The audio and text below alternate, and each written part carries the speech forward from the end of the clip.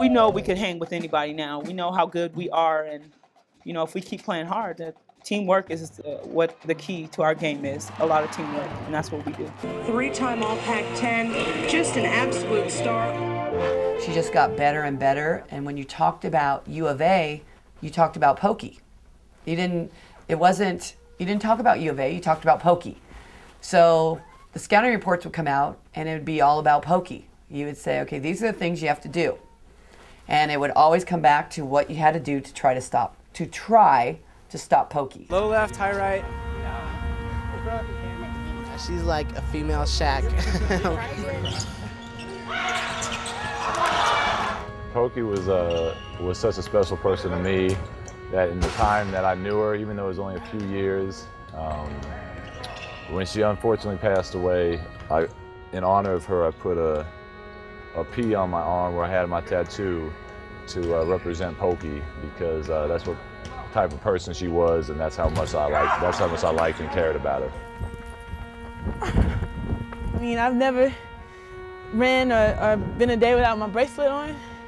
I definitely think about Polkey all the time. And she just tried to make it seem like she wasn't anybody on the team, like she never got into games or anything like that. So then I went home and looked her up and saw like how she was one of the biggest recruits that they had and how she was basically the superstar on the team.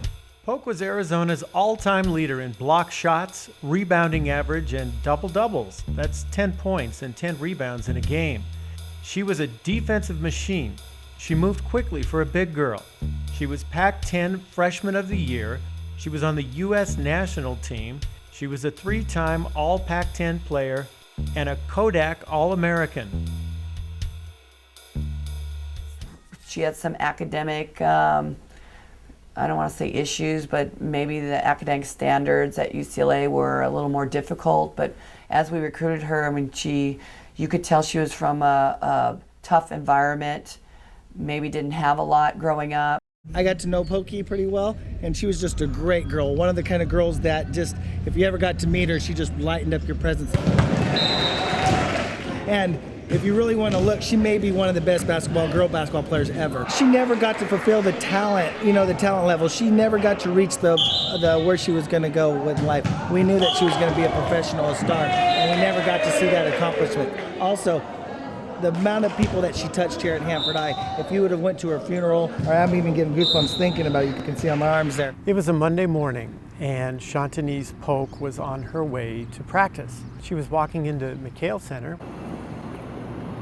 which is where the men's and women's teams play. She was pretty sick. She was coughing and throwing up a lot, but she said that she had gotten some medicine the Thursday before, and it was supposed to start working on that day, and she was going to go back to the doctor on Monday to see if she could get something else because it wasn't helping her at all. Monday morning, we always meet over at her apartment because a bunch of us carpool to school. And she got here, and she was fine when she got here. Supposedly, on her way into McHale, she was going to get something out of her locker, and she started having a shortness of breath. And so she went to the training room, and from there, I guess she told someone that she couldn't breathe. About 5 minutes, they went to get the doctor, and while they went to get the doctor, she passed. Small details. Nobody went to get to the doctor. They called him at Campus Health, and he biked to McHale Center. Biked. An athlete in a training room displaying all the symptoms of a dying person. Lungs crackling, flailing arms, chest pain, can't breathe. Dr. Ed Clark said he arrived at the McHale Center training room in a few minutes. Dr. Dan Beskind, the ER surgeon who was about to inherit a clinically dead Shawntinice Polk, wrote in his University Medical Center report that the bicycling Dr. Clark from Campus Health arrived to McHale approximately 5 minutes later. 19 minutes would pass between the Campus Health call and a 911 call. Paramedics arrived quickly. In 6 minutes, but it was 25 minutes total then, according to Beskin's records. You know, someone comes in a full code arrest and you have to try and sort out, is it a tension pneumothorax, and it wasn't that. Is it drug overdose? It didn't appear so because we gave the appropriate meds. Was it a cardiac arrest? It's a possibility. Again, you know, a young 20, 21-year-old woman shouldn't have a cardiac arrest. Could it be cardiomyopathy? Sure. Could it be an aortic dissection?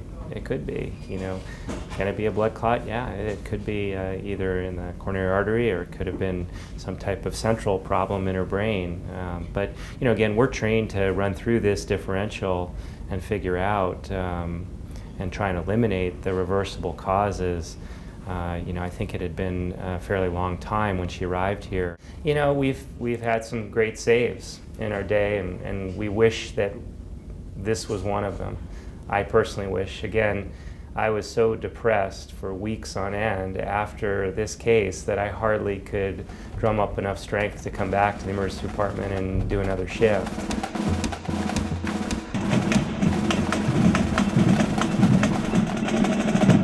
I can't remember a women's basketball player ever just dying suddenly like that at that kind of an age. So it was shocking, it was mysterious, it was odd, it was just kind of everything all wrapped into one. Just a really odd story, you know. Certainly a story you had to, you know, approach with kid gloves because you didn't want to, you know, offend anybody. You didn't want to say anything that was wrong, God forbid.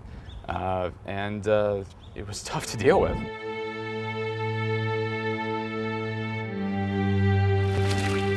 I stumbled onto the Shawntinice Polk story.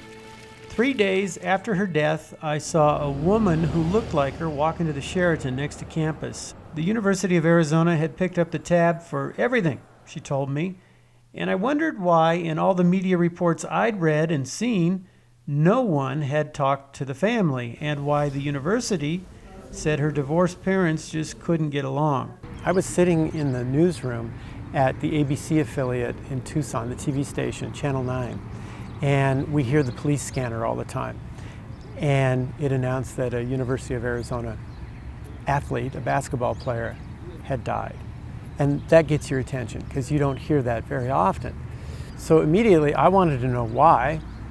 And everyone else just kind of said, uh-oh, we're not touching this. When my mom got the autopsy, he said it was the blood clot.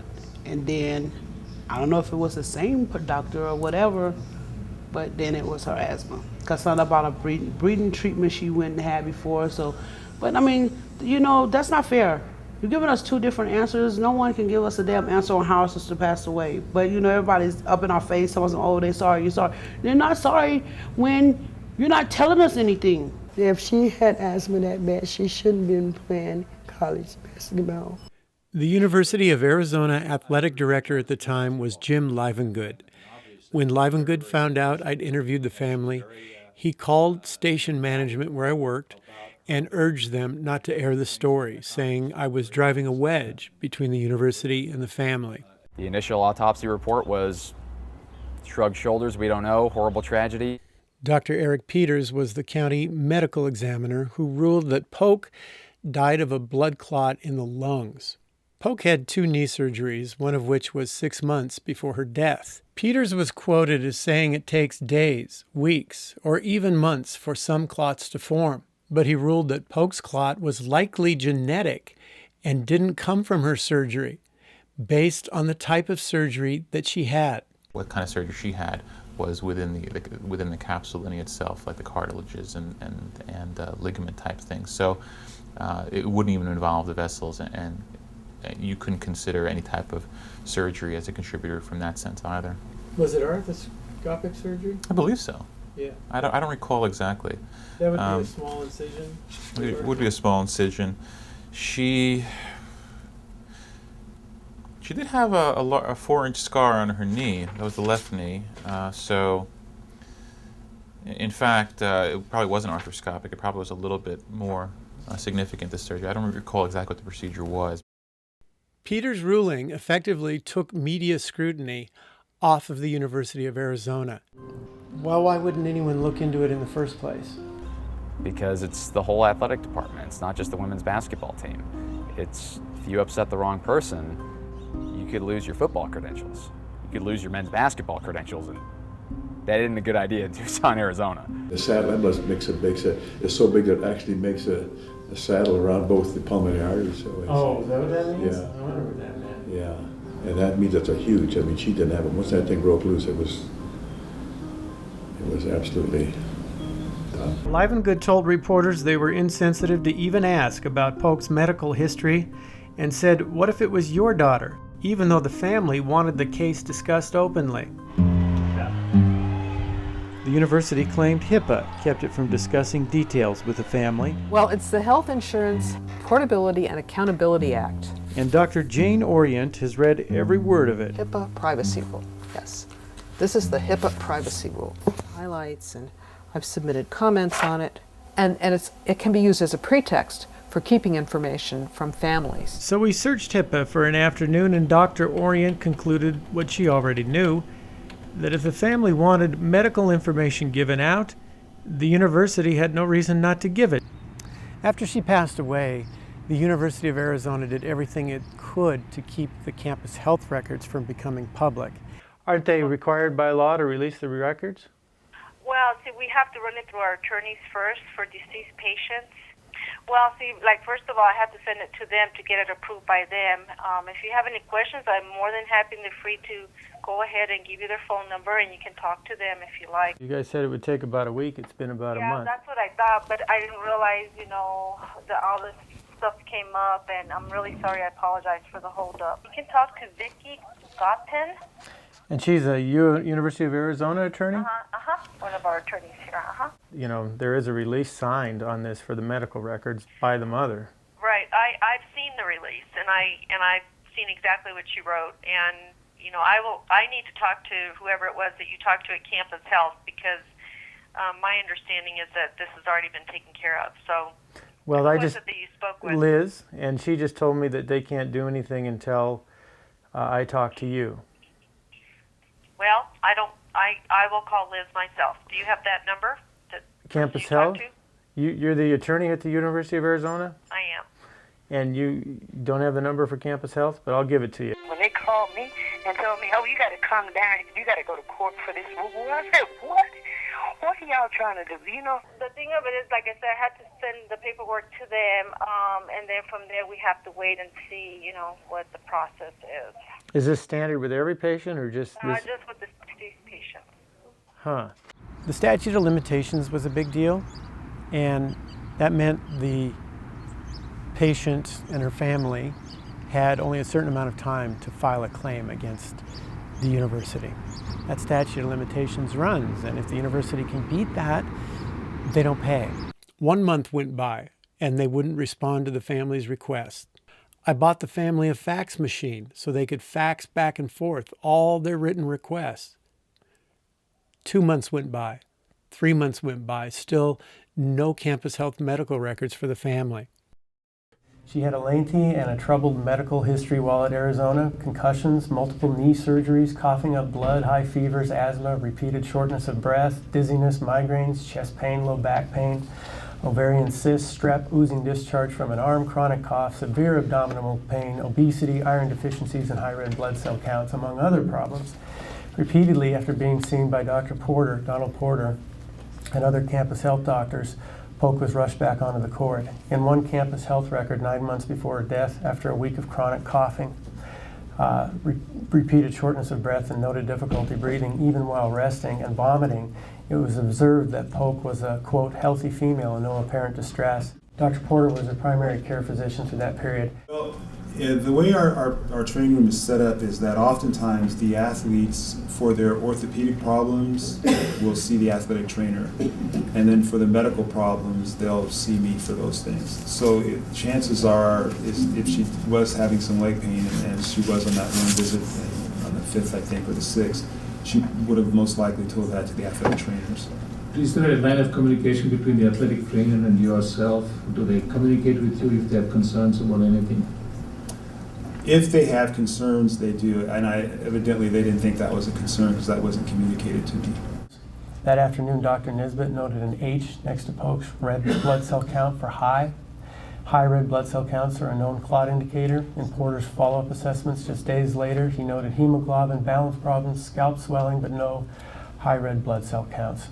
In the same visit, Porter concludes that SP's concussion is resolved and that SP is to increase her cardiovascular activities and, quote, begin weights on Wednesday. 2 weeks later, chest tightness is noted and a history of asthma is cited. The university repeatedly cited asthma for the problems. The list goes on in the records, but there were clear indications of clots, more so than any asthma. And there are other medical officials that I've interviewed who I think will back that up. Rather than the patient coming to you stating that she has leg pain, that it ought to have been the other way around. It's our job as physicians to be asking those questions. Tachycardia, dyspnea on exertion, wheezing. These are all classical signs and symptoms of pulmonary embolus. And I'm having trouble with that. Why at least it didn't pop into your mind. And they have had knee surgery, then the red flag comes up. I appreciate the opinion of the outside medical evaluator, but when Dr. Clark and I both saw her on different days, we felt that this is a person who was given treatment for reversible airways disease. She had stated during one of her visits that her shortness of breath was like her asthma, and so we felt that with the improvement in her treatment that we were on the right track. This is not something that's mysterious, happens once in a while. All in favor for a finding of unprofessional conduct, please state so by saying aye. Aye. Anyone opposed? The motion carries.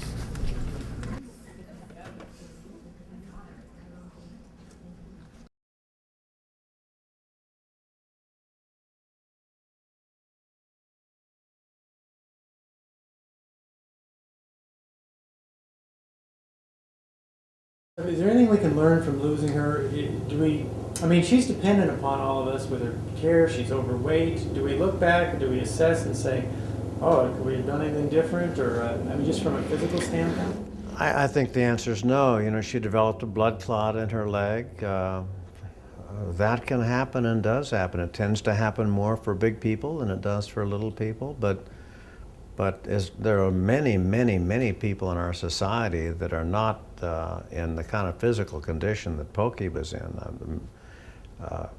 Many people who are grossly obese in our society, and I guess the probability of blood clots is higher. But she was in great shape. Frankly, for me, the lesson of the sort you describe is quite different in character. It's not what we might have done to avert the disaster of her death.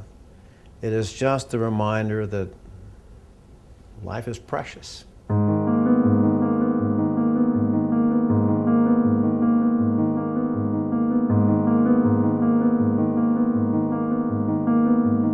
The team had forged on without her, gotten through the last season. It was going to be her final season, and they were clearly broken up about her loss still at that point. The university had this air of legitimacy. The athletic director was at that final game. The commemoration included the university president. Even the governor of the state of Arizona was there. As I watched athletic director Jim Livengood make his way through people and kind of remove himself from the scene, which in my view he'd gotten very good at, by this point I was upset with him on the inside. I was tired of him. He just smiled, said the right things, moved away when he had to intervene, when he wanted to. Len, I'll tell you what, I'm probably not the right person for you to talk to. Okay. But Jim, before you get off the phone, everyone refers me back to you, and in the Arizona medical policy it says that you're the one who makes the decision, so I'm stuck with trying to... Yeah, but I would not have I don't have any qualms about John Nesbitt's qualifications at all, but I'm not going to make a comment on that. Well, the only reason I ask you, and maybe it's something that I might be doing you a favor by making you aware of this, he's got a malpractice where he operated on a basketball player, and she was a high school player, and it was pretty blatant. I mean, it was the wrong hip, and she said he finished the surgery and said, your hip's all handled, and she said, that was the wrong hip. I told you it was the wrong hip. When I was in the pre-op and they kept saying, it's the left hip, right? And I'd say, no, it's the right hip, correct? Dr. Nesbitt had said that he saw a dot on my left hip, and he had presumed that that was the mark that I had made. And I don't know how, there was no mark after anesthesia, waking up. I mean, there was a lot of marks that he had drew on my leg, but, the purple pen that I had written on the right side with had never touched the left side. So, so he did arthroscopic procedure on my left hip, and he said he saw some scar tissue or something in there, and he snipped it out. My lawyer had found out that I was being surveillanced. I had a private investigator that was following me, which really upset me because I hadn't done anything wrong. And I mean, I know they were trying to see, me climbing mountains and doing all these things that I said I couldn't do, but that man had come to my house, and he pretended to be somebody he wasn't, and tried to ask me a lot of personal questions about what kind of car I drove and what was I doing home on a school day and stuff like that, because I was going to the U of A. And I got to thinking, this isn't right. And he was telling me that he was going to move into the apartment next door, and I called the office, and nobody's moving out next door. So I got really scared. She had such an awful knee. I mean, she shouldn't have been doing any athletics the rest of her life, to tell you the truth. Her knee was totally worn out at her age. There's the real tragedy in this whole thing is all these athletes are out there beating themselves up, a lot of social pressure. Her knee was shot. How do you know her knee was shot? From the operative report, she had exposed bone. She wore all the cartilage off of her knee. That's why they did that operation. She had like a 70-year-old knee.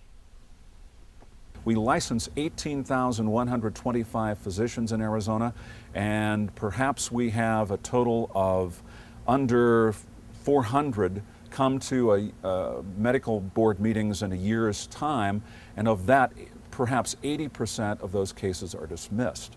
So it's just a small minority of physicians who really find themselves at the wrong end of the table with the Arizona Medical Board. I mean, I've sued some of the same doctors 3, 4, 5 times. They still have their licenses, they still practice, they still promote themselves as great doctors, and amazingly, their colleagues still stick up for them, cover up for them, make allowances for them. Ted Schmidt and Jim Dyer were the attorneys who finally got Polk's campus health records. We can't bring her back. Who has suffered a loss as a result of that? Her parents. You brought me the file. We look at a lot of medical negligence cases here, so that's one of our specialties, and we have a couple of nurse paralegals on staff, and we always get these cases in, and they have, frankly, more medical experience than any of the lawyers, and we ask them to go through the files first, read them carefully, and then brief us on what issues they see and what avenues we need to pursue in order to determine if there's a viable claim or not. We then concluded we really needed to look at x-rays that had been reviewed at the health center in evaluating her situation and how to treat her, and ultimately learned from those x-rays that there were things missed by the physicians, radiologists who looked at Polk's films that would have indicated that this was not an asthmatic problem she was suffering from, but rather was related to her knee surgery. For whatever reason, Schmidt and Dyer ignored my pleas to file a malpractice claim on behalf of Polk's family, which is why I wrote the medical board complaint to get a firm medical opinion. I found another attorney who took the family's malpractice claim request to U.S. District Court. That court ruled that the family couldn't file a malpractice claim because the case hadn't been filed soon enough. I went to the Arizona Board of Regents, which oversees the state's universities, and asked that it reimburse the family for the huge profit the university made from Polkey's death. The day after Polkey passed away, we literally were in a conference room with my assistant coaches and administration and 2 ministers planning her memorial service. And my athletic director, Jim Livengood's office is right there adjacent to it, and there was a knock on the door, and he called me in and said, "I need to meet with you." And as I came in, he said, "Joan, there was a couple, a husband and wife, walked in my office this morning and donated $1 million in Polkey's name. And they never met Polkey, never went to our games, and read all the stories in the paper." So she had a big impact on people. And I didn't know what to do. I started crying. The school's president at the time, Robert Shelton, didn't look me in the eye. We'll get together, but I think it's still hard. None of us really talk about her. We'll bring her name up every now and then, but we don't really discuss it. We haven't sat down as a family and discussed how we really feel about her passing. So it's a hard thing to do. It's very hard. It's hard to go to the cemetery and I'm right here. I visited her grave in Hanford, California, and was able to spend time with the family when they got together to honor her. Most important thing was mean the world to me and my family. If they would just come forward and just apologize. Livengood's salary at the time of Polk's death was $346,000 a year and climbing. It's impossible to not acknowledge that college athletics are big business. They're huge business. This, to me, really isn't a story of race. It's a story of class. It's a story of income. It's a story of when someone in charge thinks they can do something and thinks they're not held accountable, they will do almost anything. And they will run things their way. I suspect that the university Human Resources Office, which is the one that does most of these inquiries about backgrounds, doesn't do a background check. And it might be a story you feel the need to tell. But must it corrupt, if I can say it that way, the testimonial to Shawntinice Polk? Well, I'm not even going to discuss any of that out of the rights of her family, and that's probably not appropriate to, even talk about that. Just, it's a sad tragedy. It's a woman's life, Randy. I mean, there's a lot of questions that need to be asked. Her parents weren't contacted about the surgery. Both of them say they weren't even contacted on both surgeries that she had on her knee. Well, a few questions, I would say, Randy. And it's a woman's life. And if you say it's not appropriate, I counter that with saying, I think it's not appropriate at this point to not talk anymore. I think it's appropriate to at least find out and tell the family what went on and what happened. I think that prevents it from happening again. So I guess we do see it differently. Yep, we do see it differently, so. Okay. Okay. Thank you.